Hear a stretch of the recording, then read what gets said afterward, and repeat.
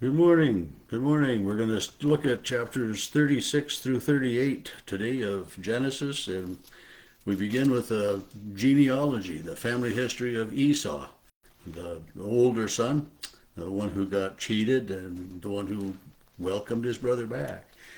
But we have the genealogy, and he talks about his wives that he brought. He married women from Canaan, and this was one of the concerns of his from his parents would be that these foreign women would maybe separate him from God, get in the way of his faith and his relationship with God, and idol worship. And it just kind of, when I think about, when I see that, it's just, how often did the Israelites fall away? I mean, and up until this time, I mean, they've been pretty good.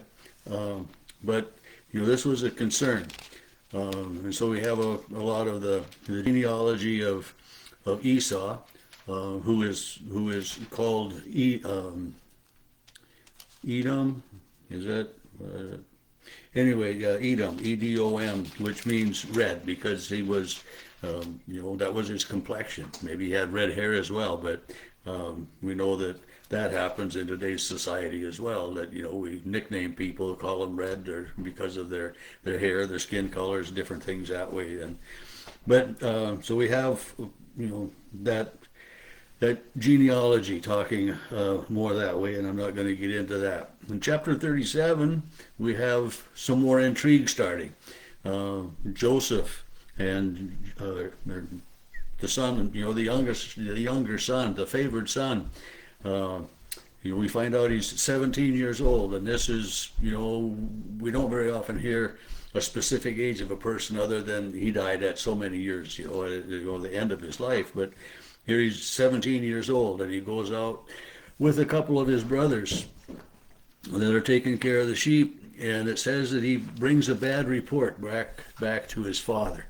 So he reports something that maybe they're not doing quite the way their dad wanted it to be done. Maybe not moving the sheep often enough, or they're doing something that's not right. And so of course, Joseph brings that with the best of intentions, so that his father knows that things could improve, but that makes some animosity. The brothers can get upset about that. He tattled. Tattletale.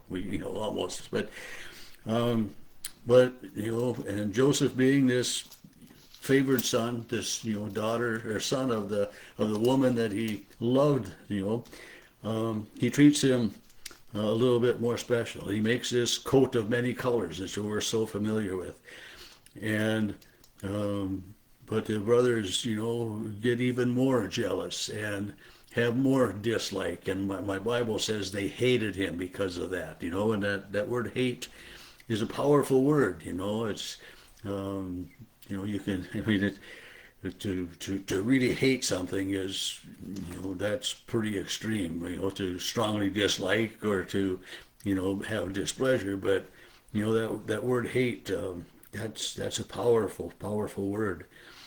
And it says they would not even speak peaceably to him. And we know how that happens. Siblings don't talk because of whatever happened. But and then top that off, Joseph is already the favored, and then he has dreams. In the first dream, they're out bundling wheat, and his wheat sheaf rises up above the others, and they all bow down, and the brothers, what are you talking about? That we're going to bow to you? They interpret it that way, that their sheaves are bowing down to Joseph's sheaves. So Joseph is going to be above them, the ruler over them, and they don't like that. And then the next dream is even more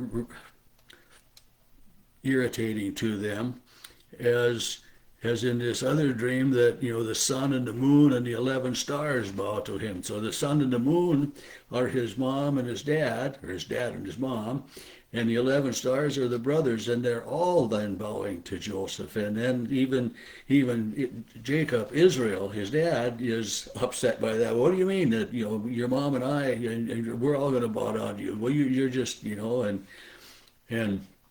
so those dreams don't sit well with, especially with the brothers, but also his parents are. It says his brothers envied him, but his father kept the matter in mind. It's kind of like Mary pondering these things in her heart. But still, Dad was upset by this image as well. And then Jacob, or Israel, I got to call him the right name, sends Joseph to check on his some other brothers that have some flock, quite a ways away.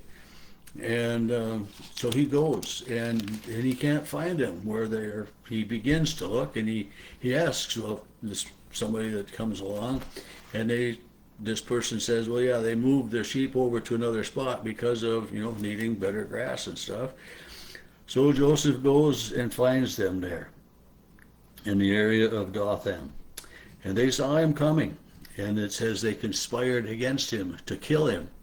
They were just going to get rid of this younger brother, this favored brother who, this dreamer. And so here, we can see that hate is real. And, but one brother, says, let us kill him now and cast him into a pit.